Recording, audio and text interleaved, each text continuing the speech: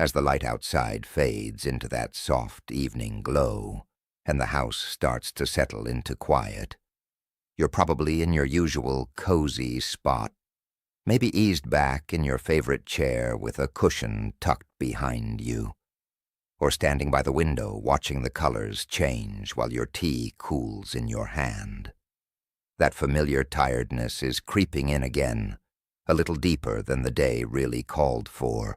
Your back feels a touch stiffer, your thoughts drift without quite catching hold, and even the small things that used to happen without a second thought, like remembering if you already fed the cat or where you left your glasses, now take an extra moment of focus. You might let out a quiet breath and think, well, this is simply what getting older brings, isn't it? But let me sit down right here with you, like we're old friends sharing the end of the day, and speak plainly from the heart. I've heard this same gentle concern from so many people in their 60s, 70s, and beyond, and after more than 20 years working closely with seniors on sleep and brain health, I can tell you honestly, a great deal of that mental heaviness, those frustrating little memory slips that show up more often these days, and the quicker way small irritations can feel overwhelming, aren't always just the calendar moving forward. Very often they're linked to sleep habits that have quietly drifted out of their best rhythm, and the truly hopeful part is that gentle, everyday adjustments can help bring back clearer mornings, steadier moods, and a sense of your mind working more like it once did. I'm Dr. Michael Kent, and I've spent decades sitting with folks just like you, listening to the same honest descriptions. They tell me about walking into the living room and standing there blank, not sure why they went in, or starting to tell a story to a grandchild about something from years ago, and then pausing because the right word won't come, or waking up already feeling like the day is too full before they've even put the kettle on. They come to me, believing these are the unavoidable marks of time passing, something everyone has to accept. But when we sit and look closely, especially at how their nights unfold, sleep patterns that have drifted often turn out to be doing more of the damage than anyone realized. The advice most people hear about sleep, that you just need to get enough hours and you'll be fine, only scratches the surface. Sleep is when your brain does its most vital, behind-the-scenes work. Every single night it becomes a patient caretaker, gently sweeping away the waste products that pile up from all your daytime thinking, moving, and living. It carefully stores the memories you want to keep, so they stay solid and accessible. It repairs and strengthens the delicate connections between brain cells that let you reason clearly, solve little problems, and pull up names or faces when you need them. And it resets your emotions so you can wake up feeling even and calm instead of starting the day already tense, short-tempered, or weighed down. Whenever that nighttime process gets shortened, interrupted, or knocked off balance, even by things that seem small at first, the brain feels the impact right away. The changes show up in ordinary daily moments that can feel minor, but build over time. You might begin a phone call with a friend and then hesitate because the name of their grandchild slips your mind. Or you find yourself getting annoyed waiting in line at the pharmacy because patience feels thinner than it once did. Or you sit down to look through a photo album and the images don't hold your attention the way they used to. Sometimes it's as simple as trying to follow a conversation with a friend and realizing halfway through that you've lost the thread, or getting short with your spouse over something small, like how the dishes are stacked because your nerves feel raw. Other times it's forgetting where you parked the car at the grocery store, or struggling to recall the name of a neighbor you've known for years. You might notice it when you're trying to remember a doctor's appointment or when a grandchild asks about a story from your childhood and the details feel fuzzy. The National Institute on Aging has put clear numbers to this. Nearly half of adults over 65 face ongoing sleep difficulties.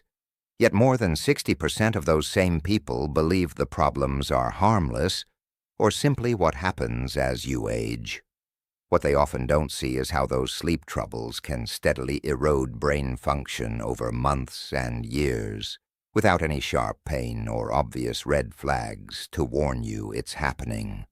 It's like a slow, silent wearing down that you feel in those everyday moments, but don't always connect back to the night before. The most surprising thing for many is that one of the biggest quiet threats to staying mentally clear in later years usually isn't too much sugar in your food, the daily stresses that come with living, or the family genes you were born with. More often, it's the seemingly minor habits around when you go to bed and what happens during the night. In the time we have together today, I'll walk you through the 5 most common sleep patterns that silently affect senior brains, then share the straightforward, research-backed adjustments, supported by solid studies from Harvard, Stanford, and the National Institute on Aging, that can help protect your memory, keep your focus steady, and help your moods stay more balanced. These aren't complicated or overwhelming changes. They're practical, gentle steps you can start right in your own home without turning your whole routine upside down. Before we go any further, if you wouldn't mind, just type your age in the comments. I always appreciate seeing who's here listening because it helps me feel like I'm talking directly to people who might be noticing these same shifts and want clear, easy-to-follow ways to feel more like themselves again. Let me explain what's really happening in your brain when your sleep schedule isn't steady, because this explanation is something most people never hear in plain, everyday words.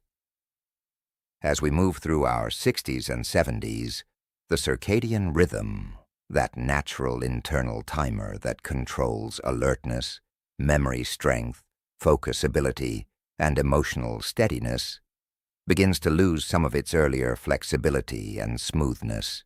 You can picture it like a train station that used to run on a perfect timetable. Every train arrived and departed exactly when it was supposed to, keeping everything calm and organized. If the schedule suddenly becomes unpredictable, with trains showing up at random times, disorder spreads through the whole system. Your brain works in exactly the same way. The master clock inside it, a small region called the suprachiasmatic nucleus, relies heavily on regular daily cues to keep all the rhythms coordinated. When bedtime drifts from one night to the next, perhaps early one evening because you're especially tired, later the next because you stayed up visiting or watching something, the deep non-REM sleep stages, which are so vital for turning short-term experiences into long-lasting memories, get noticeably shorter. A team at the University of Colorado followed 300 adults across 8 full years, and their findings were clear and consistent. People whose sleep times varied a lot from night to night experienced a 30% faster decline in their ability to recall specific events and details from their days, and this link held even when total sleep time stayed roughly the same. I know this can be hard to accept at first. Many people say to me, "But doctor, I still get 7 or 8 hours most nights. Why should the exact time I go to bed make such a difference?" The answer comes down to the difference between simply being asleep for a certain length of time and getting the high-quality, restorative sleep your brain truly needs. Consistent timing allows the full depth of those repair stages to happen. Without it, even adequate hours leave important parts of the brain's nighttime work incomplete. If you've ever stepped into a room and stood there wondering what on earth you came for, feel free to add the word foggy to your comment, so I know this feels familiar. Another habit that appears over and over is lying in bed awake for 20 minutes, 40 minutes, sometimes close to an hour, figuring it's no big deal since you're at least trying to rest. It feels innocent in the moment, but your brain is constantly learning from what happens, and prolonged wakefulness in bed teaches it that the bed is a place for thinking, worrying, or staying alert, rather than drifting into deep relaxation. Over time, that association makes sleep lighter and more broken up because the mind no longer trusts the bed as the automatic signal to wind down. It's a lot like trying to park your car in a spot that's become a chaotic, noisy intersection when it should be tucked safely in a quiet garage. The calm space gets crowded out by activity. Johns Hopkins researchers followed 250 adults aged 65 and older and discovered that those who regularly remained awake in bed for prolonged periods had 42% more awakenings during the night and higher scores for morning anxiety.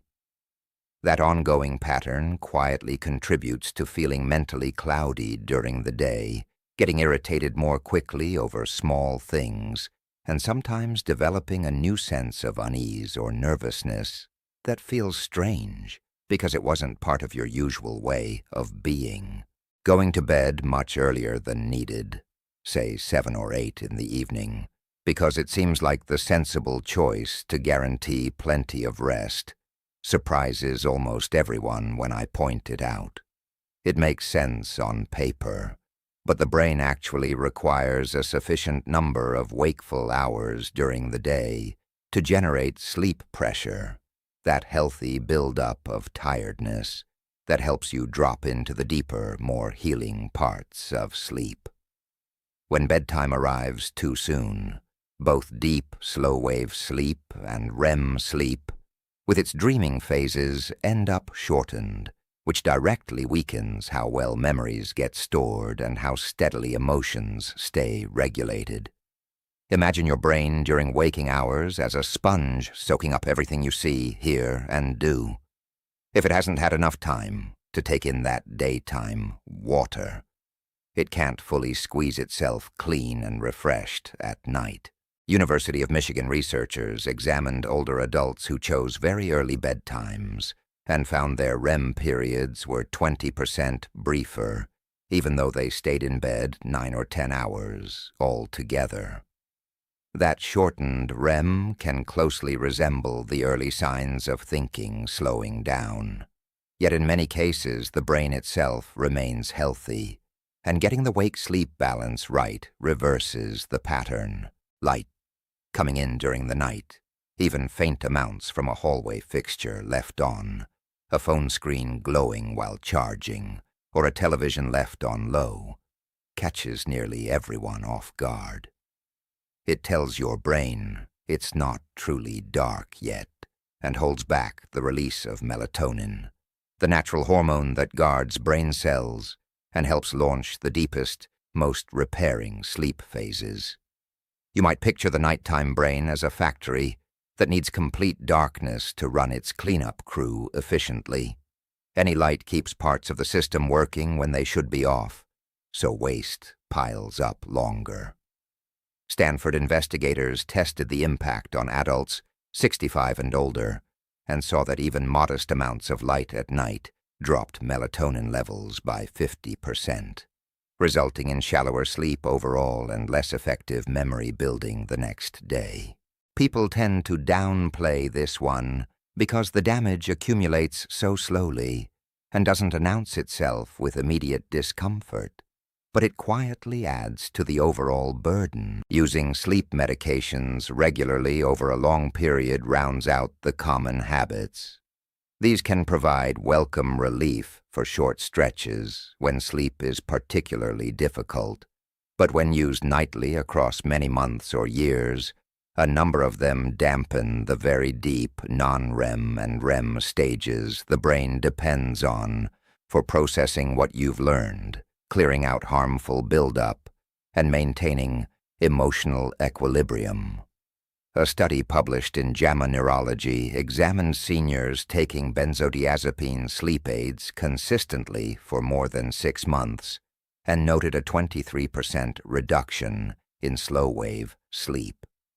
The particular stage responsible for washing away proteins like beta amyloid associated with cognitive risks.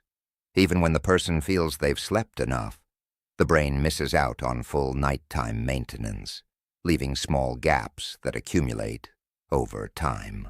The good news that keeps coming through in all of this is that none of these habits lock in irreversible harm. Brains retain impressive resilience well into the 60s, 70s, and even later, and meaningful recovery often follows when conditions improve. Awareness paired with small, consistent adjustments makes the difference, not fear. To make this feel more real, let me tell you about 2 people I've worked with closely. Margaret was 72 when she first came to see me. She sat across from me, feeling both frustrated and frightened. She described how her mind seemed to be slipping away day by day, walking into rooms only to forget her purpose there, groping for ordinary words that used to flow without thought, noticing memory lapses pop up regularly in conversations or while running errands. She believed she was getting 8 solid hours of sleep each night.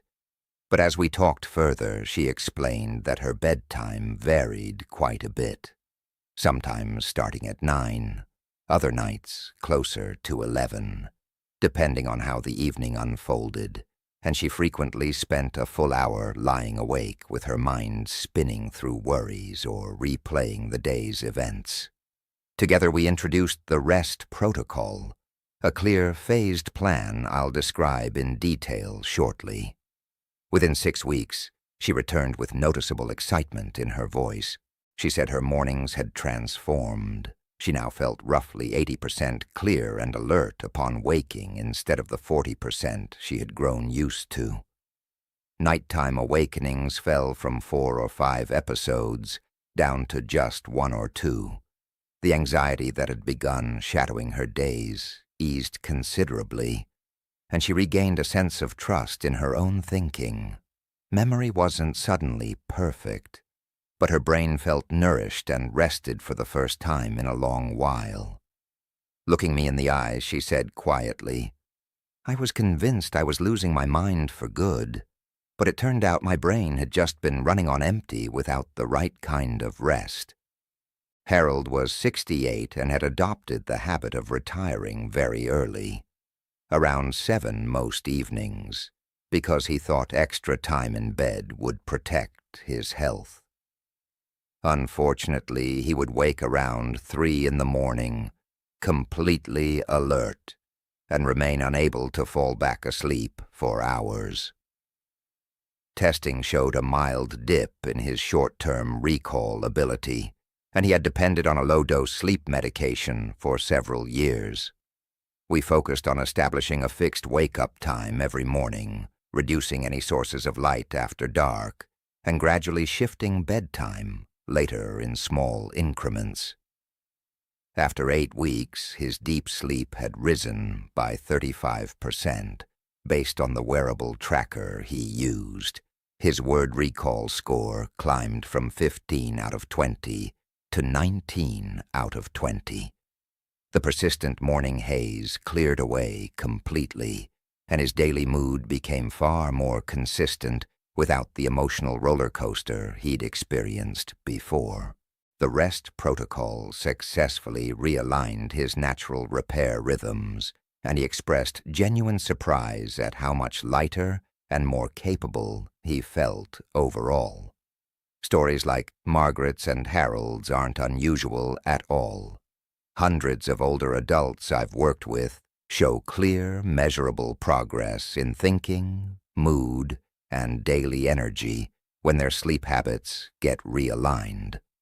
The approach that has guided so many of these improvements is something I call the REST protocol: rhythm education, stimulus control, and timing. Let me walk you through it slowly and practically so you can see how it fits into your own routine. The very first piece is anchoring your wake-up time. Pick a realistic hour that works for your life. Maybe 7 o'clock, maybe 7:30, and get up at exactly that time every single morning, no matter how the night went. Even if sleep felt short or restless, rise anyway, get some light, maybe have breakfast or step outside. This one habit powerfully steadies your inner clock and builds stronger natural pressure to sleep deeply the next night. It gives your brain a clear, reliable marker for when daytime begins and nighttime should follow. Harvard-led research demonstrated that holding a consistent wake time boosted deep sleep by 30% within only 2 weeks for many participants. One of the simplest and most powerful helpers is getting morning light exposure. Try to spend 15 to 20 minutes outside in natural daylight soon after waking, perhaps by taking a slow walk around the block, sitting on your porch with the sun on your face, or even standing near an open window if going outside feels tricky. That early sunlight helps reset your clock, makes it easier to fall asleep in the evening, and increases how deeply you sleep once you're there. Adding gentle movement at the same time, like easy walking, light stretching, or simple chores, makes it even more effective by naturally building that sleep pressure throughout the day. Stimulus control is the part that helps when you find yourself awake in bed for too long. The guideline is straightforward. If 20 to 30 minutes pass without sleep arriving, leave the bed calmly. Move to a different room if possible. Keep lighting very soft and low, and choose an activity that is deliberately uninteresting and non-activating. You might flip through an old catalog, organize a drawer quietly, or sit listening to gentle instrumental music. Steer clear of phones, televisions, bright rooms, or anything mentally engaging. This method gradually reteaches the brain that bed means sleep, rather than wakeful thinking or frustration. The Johns Hopkins group reported that seniors applying this technique reduced their average nighttime awakenings by 42% across 6 weeks, leading to noticeably fresher mornings. Regarding bedtime, the window that suits most older adults best falls between 9:30 and 10:30 at night. If your current pattern sits outside that range, resist forcing an abrupt change. Instead, adjust gradually by moving bedtime about 15 minutes later every 2 or 3 nights until you settle comfortably into the ideal zone. This slower shift allows your body to adapt smoothly and frequently results in extended periods of deep, slow-wave sleep and REM sleep, both of which enhance memory consolidation and emotional steadiness. University of Michigan findings showed seniors who optimized bedtime in this way improved their scores on cognitive assessments by 15 to 20% after 4 weeks. The final pieces involve protecting nighttime darkness and thoughtfully reviewing any regular sleep medications with your doctor. After sunset, switch to dim, warm-colored lighting rather than harsh overheads. Position electronic devices screen down or in another room, and turn off televisions well ahead of bedtime. Preserving natural melatonin flow supports deeper sleep stages and more effective overnight brain cleanup. If sleep aids are part of your routine, Discuss with your physician whether continuing them remains appropriate or if alternatives might better align with long-term brain health. Small refinements in this area often yield outsized improvements. When you follow the rest protocol consistently, the benefits tend to unfold in stages that feel motivating and sustainable. During the initial week, sleep often grows subtly deeper. Middle-of-the-night awakenings decrease in number, and mornings bring a faint but welcome increase in mental brightness.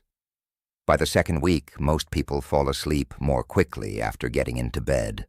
Overall anxiety levels dip slightly, and daytime alertness begins to feel more reliable. In weeks 3 and 4, the gains become easier to notice. Recalled details surface more readily. Focus holds steadier during reading or talking with others. Memory for recent events strengthens, and emotional responses feel calmer and less reactive. From week 4 onward, the deep and REM phases settle into a dependable rhythm. Reliance on daytime naps diminishes, and a broader sense of cognitive clarity returns, making ordinary activities feel smoother and less effortful. The process resembles a gentle yet profound reset for the brain, starting quietly, but building into a meaningful restoration of sharpness once consistent rhythms take hold. To be completely transparent, the REST protocol supports better sleep-related brain function, but does not serve as a cure or direct treatment for dementia, Alzheimer's, or other neurological disorders. If you currently take prescribed medications of any kind, particularly those for sleep, mood, blood pressure, or other conditions, never discontinue or alter them independently. Consult your doctor first. For anyone managing diagnosed sleep apnea, significant cardiac issues, depression, or similar concerns, speak with your physician before introducing notable routine changes. The wisest approach is gradual. Lock in the steady wake-up time for several days or a week until it feels natural. Then slowly incorporate the bedtime adjustment, followed by stimulus control and light management as your body settles in. These remain safe, low-risk modifications, backed by measurable positive effects on brain performance. Here's the challenge I offer you personally. Select one single component of the REST protocol that feels approachable, perhaps committing to that unchanging wake-up time, experimenting with a slightly later bedtime, minimizing light after dark, or applying the get-out-of-bed rule when sleep stalls, and follow it faithfully every day for 30 full days. During that month, keep a casual mental note of how clear-headed you feel upon waking, how stable your mood remains through the hours, and how reliably your memory serves you in daily situations. When the 30 days end, return here and share your observations in a comment. Your honest experiences can lift someone else who's reading along, and putting your own observations into words helps solidify the changes for you. Your brain has carried you through decades of experiences, relationships, challenges, and joys. It has earned more than a casual dismissal as just getting older. Through reliable, caring sleep practices, you can actively nurture its strength, helping memory stay dependable, focus remain steady, and emotional balance endure. Next week, I plan to explore one unexpected daily habit that often lifts brain fog in seniors, and I feel confident at least one suggestion will prompt you to reconsider long-held ideas about keeping your mind vibrant. If you've stayed right here until the final words, I'd love to see you type "hopeful for brighter mornings" in the comments. It tells me you made it all the way, and you're ready to give these ideas a gentle try.